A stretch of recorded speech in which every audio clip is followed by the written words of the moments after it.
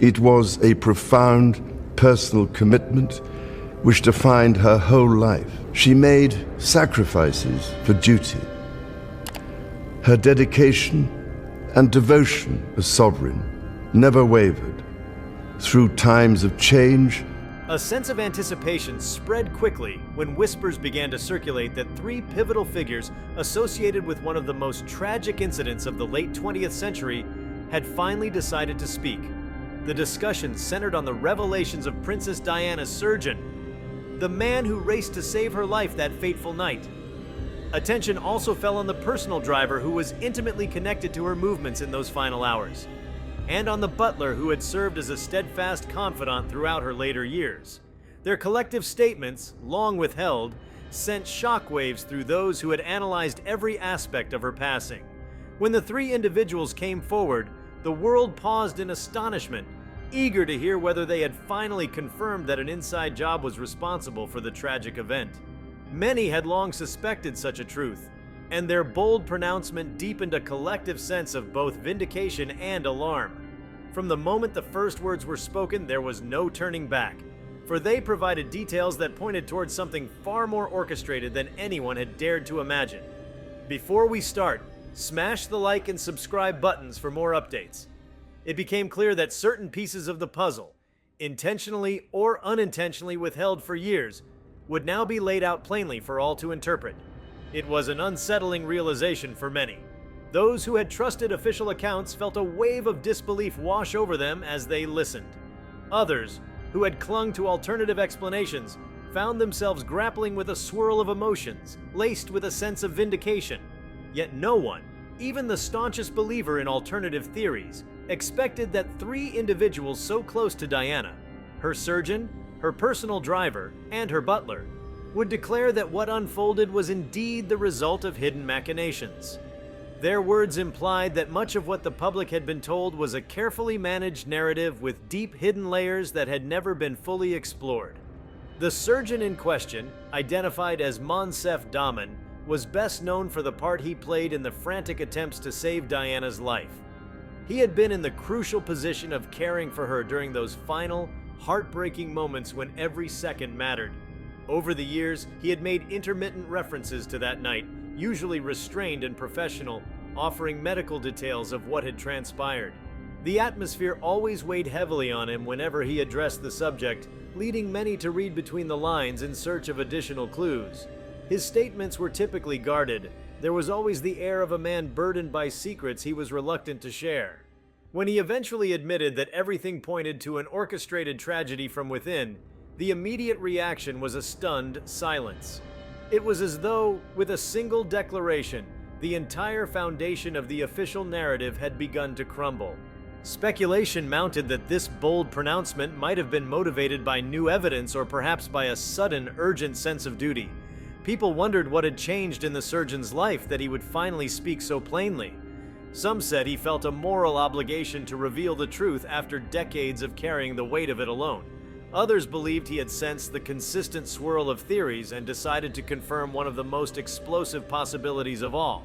Either way, his accounts of the medical intricacies, combined with his private knowledge of the night's events, elevated his statements to a level no one could have dismissed as mere rumor.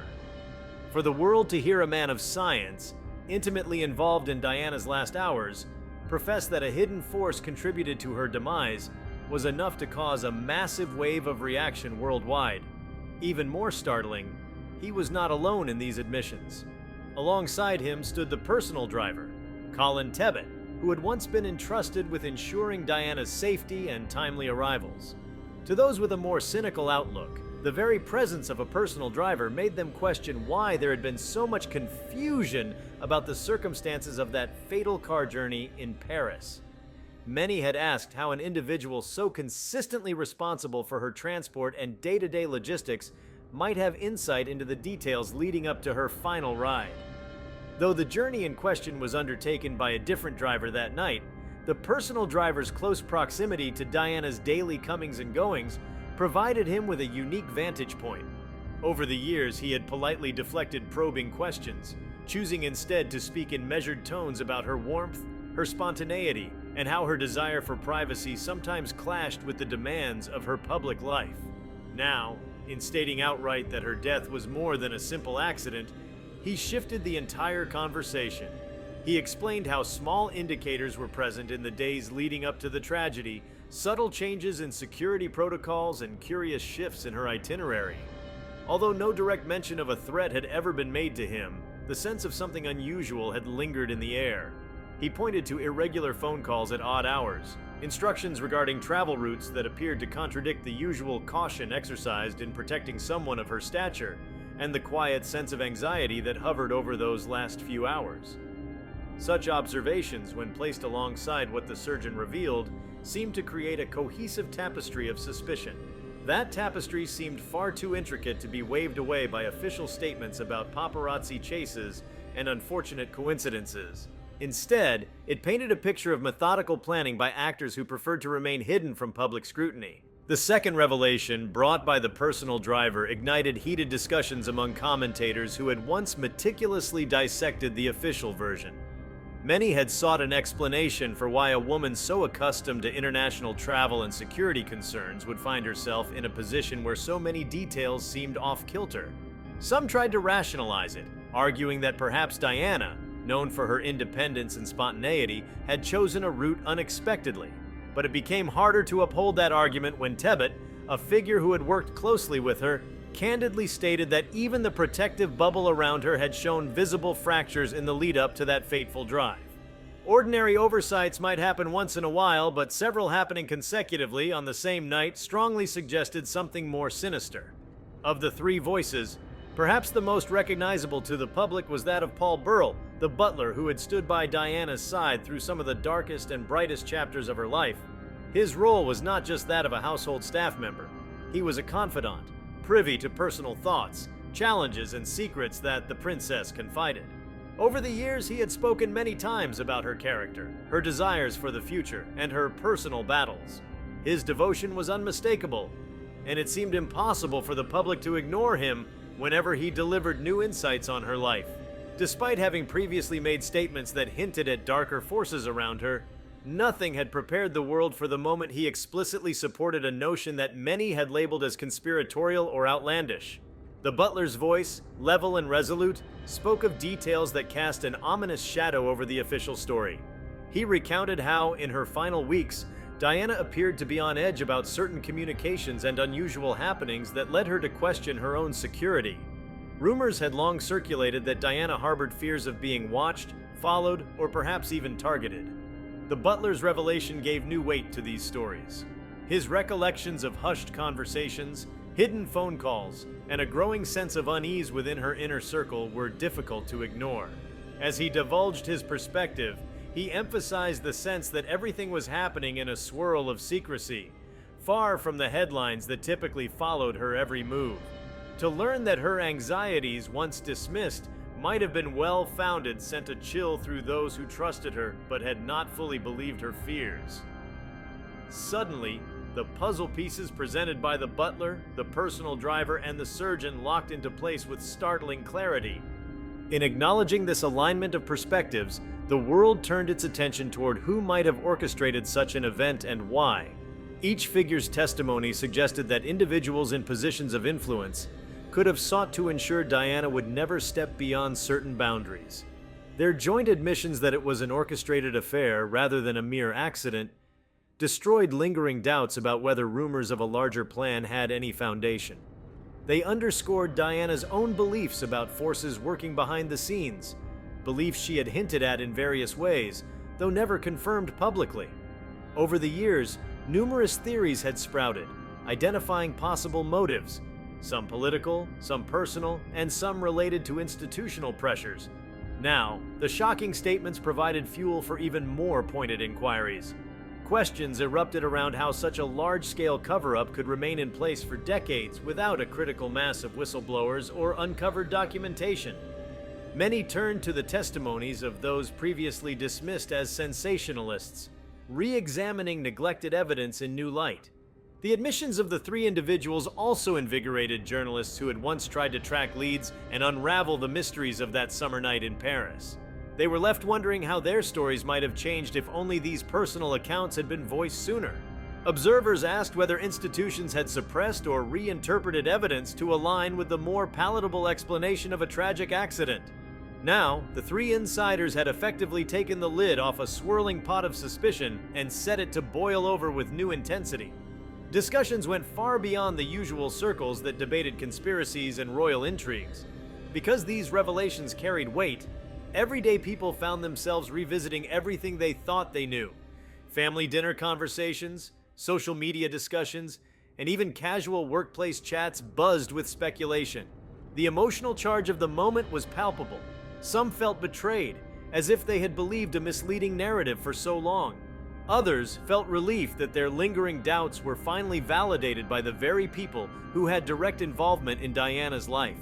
Still others who had adored her philanthropic work found renewed sadness as they realized the constraints and potential dangers she faced. The sense of heartbreak expanded because it wasn't only about losing a beloved figure, it was about the cruelty of a system that might have engineered her end. Observers quickly zeroed in on the synergy between the surgeon, the driver, and the butler's statements. Each piece of their testimony highlighted both the routine aspects and bizarre circumstances surrounding Diana's last hours. The surgeon described details about how certain decisions made after her arrival at the hospital might have been affected by hidden motives. The personal driver pointed out ways her planned route in the city seemed subject to last-minute changes orchestrated by faceless entities who never explained themselves. The butler portrayed Diana's private world in her final days, where she battled a swirl of unidentified threats and cryptic messages that underscored her acute vulnerability. When taken as a whole, these revelations painted a comprehensive portrait of a mission carefully planned and executed, rather than a haphazard accident born of paparazzi pursuits. Many began to recall the early days of speculation that pointed to suspicious elements in the official timeline. Voices within the media had raised questions about everything from the speed of medical response to the bizarre circumstances involving the paparazzi. Yet official investigations dismissed these concerns in favor of a clear-cut explanation of reckless driving and intense press attention. Now, the three closest confidants were essentially challenging the validity of that conclusion. This felt to some like an exoneration of sorts for those who had never accepted the official line. But it was also a sobering reminder that even if the truth was complicated, the damage could not be undone. There was no reversing history. One compelling aspect of these revelations was the question of why these three had chosen this precise moment to speak. Some suggested they had recognized that waiting any longer might doom the truth to remain buried. Others speculated that shifting cultural or political climates enabled them to be more candid. A few insisted that they might have gleaned fresh insights, or perhaps new evidence had surfaced, emboldening them to step forward without fear. Regardless, their timing added another layer of intrigue to a narrative already pulsating with tension. Their alignment also showed remarkable unity, which hinted that despite any previous hesitations or differences, they were determined to present a unified front. The message became clearer. They wanted the public to know the depth of the deception that had permeated accounts of Diana's end. The involvement of the butler particularly resonated with the public. People recalled how he had always portrayed Diana as someone yearning for genuine affection and solace from the unrelenting glare of the press. He had described a woman simultaneously fierce and fragile, protective of her loved ones, yet burdened by her position in a system that often felt unyielding. His explanation of how deeply anxious she became about certain events preceding her trip to Paris resonated in a new way. Those recollections were no longer mere anecdotes. They were vital evidence that could redefine historical understanding. They might also carry hints about the broader environment in which Diana moved, suggesting that far from being simply a victim of circumstance, she was perceived as a threat by powerful interests. Tebbutt's perspective added texture by illuminating the logistical side of her world.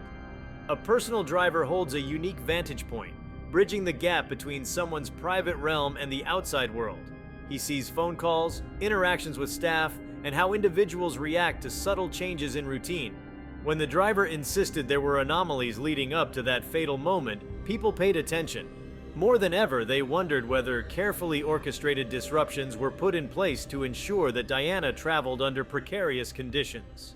Was the entire route or timing altered in ways that magnified her risk? Did a compromised security detail facilitate the success of those who wanted her silenced?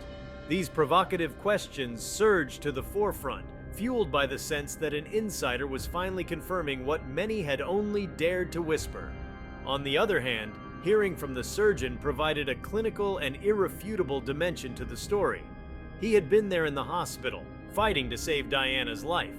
His vantage point was that of a professional tasked with a single objective: preserve the life of an eminent individual. If he indicated that something strange hovered over the circumstances, it became more than a question of palace politics or tabloid sensationalism. It evolved into a broader inquiry about how and why an extended chain of events was managed to ensure a heartbreaking outcome. His words reminded everyone that Diana's last moments were not just an amalgam of stray events. They belonged to a tapestry of hidden influences that possibly shaped every second of that critical night. Unsurprisingly, these monumental admissions drew fervent reactions from every corner.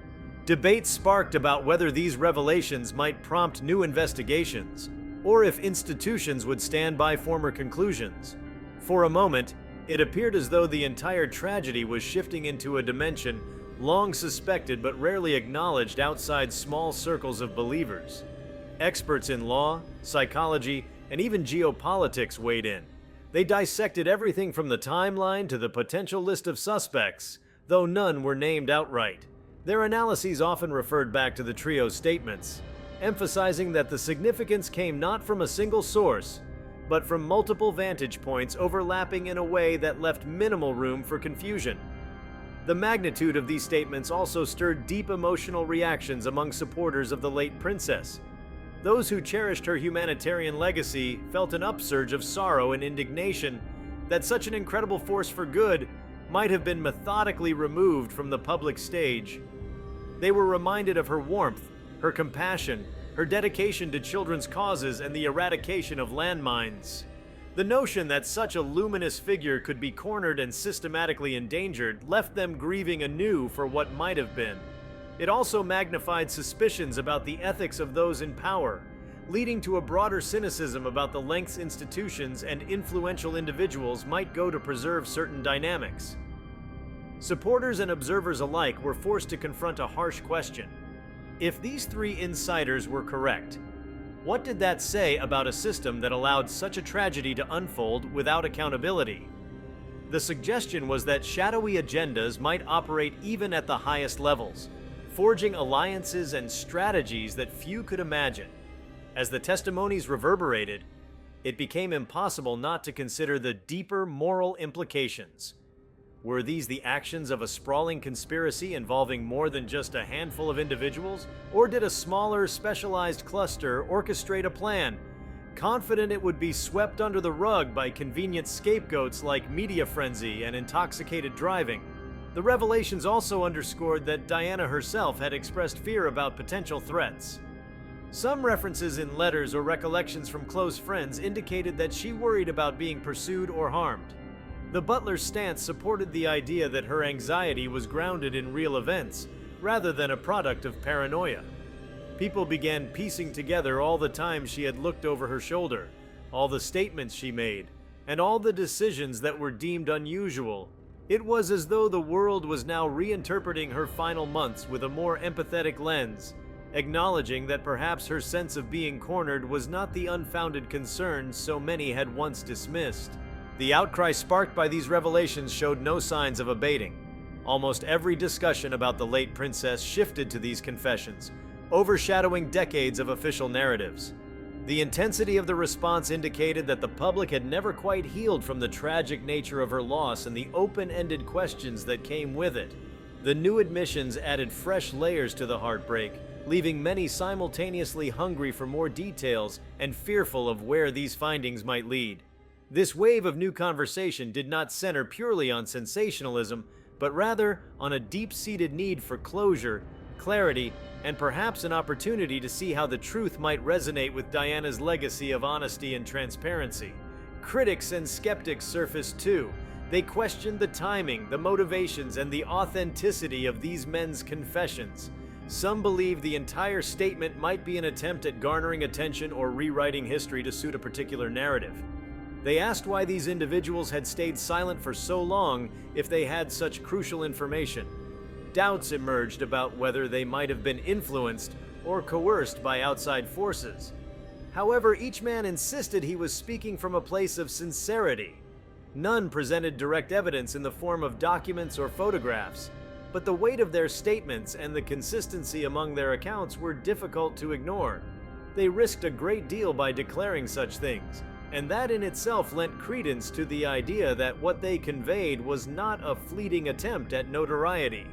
As observers wrestled with these conflicting emotions and theories, the scale of the story grew ever larger. People turned back to the original accident reports, re-scrutinized witness statements, and looked for corroboration from other individuals who might have played supporting roles that night. Social networks buzzed with grassroots efforts to compile any tangential evidence that might confirm or dispute the inside job theory. Online forums lit up with threads analyzing every word spoken by the trio, every inconsistency in the official timeline, and every known conflict Diana had in her private or public life. By pooling their collective knowledge, curious onlookers hoped to build a clearer picture of how and why such a cover-up might have been orchestrated. Central to the story were the intangible elements that signaled advanced planning. The personal driver suggested details in logistics, such as changes to the vehicle, last-second alterations to the schedule, and unexplained instructions issued by parties within the princess's circle.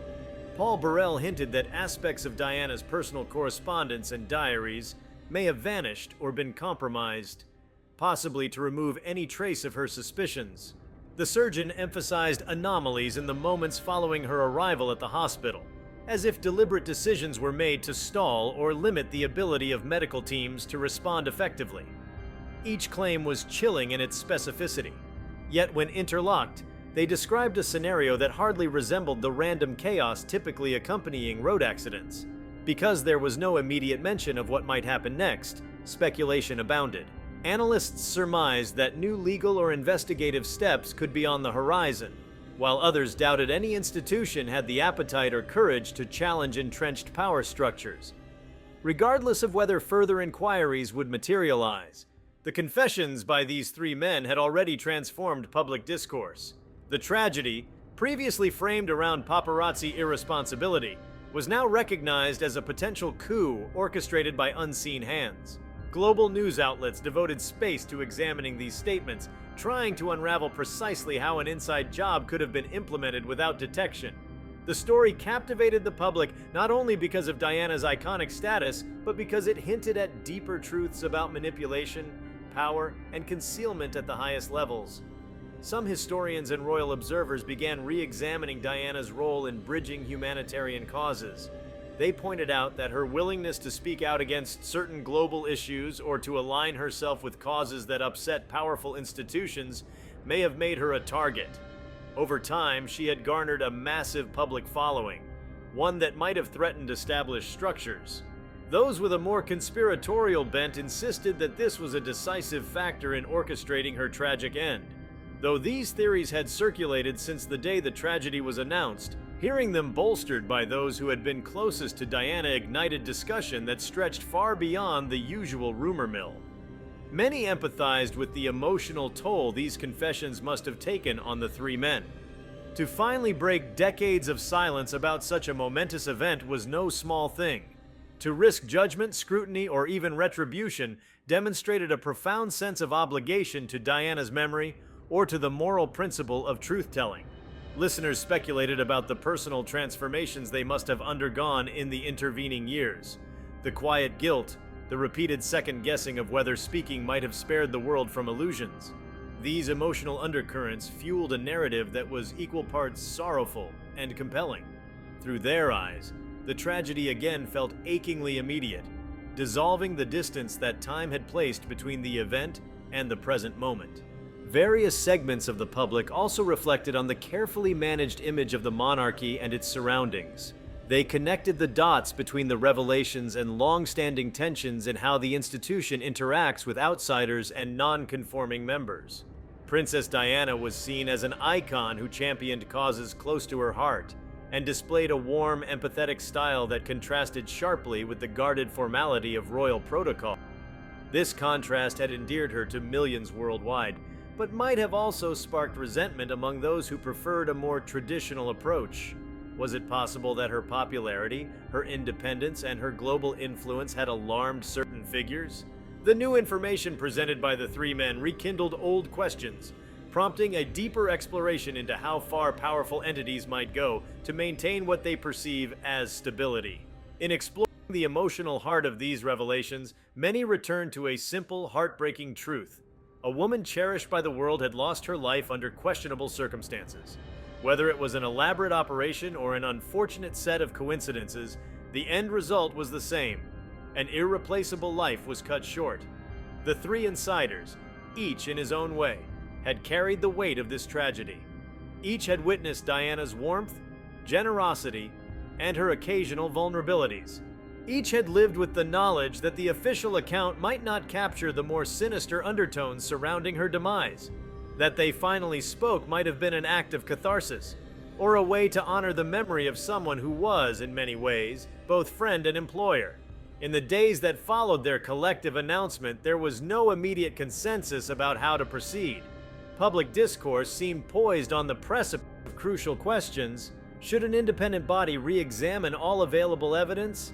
Did those with the most to lose from new inquiries still wield enough power to obstruct them? Above all, had the public grown disillusioned or outraged enough to push for meaningful action? The mere fact that these possibilities were being openly considered signified a huge shift from previous decades, during which the official version had stood as the final word.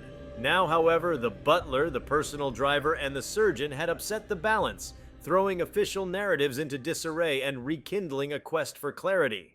For many, the revelations also brought personal memories flooding back, as they recalled where they were when they learned of Diana's accident. They remembered how the world united in collective grief for someone so beloved and yet so tragically vulnerable. The sense of shock and mourning never fully evaporated, but had instead lingered beneath the surface. Hearing that the event might have been the result of a cold, calculated plan only reopened old wounds. People found themselves wrestling with a gamut of emotions: sadness, anger, disillusionment, and a renewed yearning for accountability. The directness of these confessions gave credence to those emotions, reminding everyone that the heartbreak was not solely about the loss of a significant figure, but also about the possibility that her death was avoidable, had forces not plotted in secret. The unwavering voices of the three men underscored that their reasons for speaking went beyond sensationalism.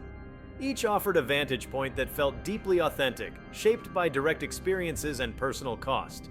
None had anything to gain beyond the release of unburdening themselves of a terrible secret.